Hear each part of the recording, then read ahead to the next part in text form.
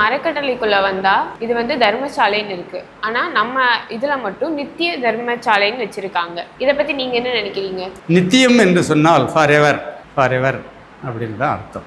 நித்திய தீப தர்மசாலை. தீபம் என்றாலே ஒளி தரக்கூடியது.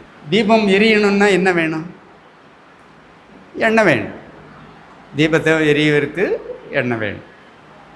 அந்த தீபத்தை துரிசு நீக்கி, அதுக்கு திரி போட்டு துரிசு நீக்கி அதை தீயார் பொறுத்த அது இருட்டை நீக்குகின்றது. வெளிச்சத்தை கொடுக்கும் தீபம். அதே போல் இந்த தீபம் நித்திய தீபம் அப்படின்னு சொன்னாக்கா, நித்தியம் 3 வேளையும் சாப்பாடு போடுறோம்.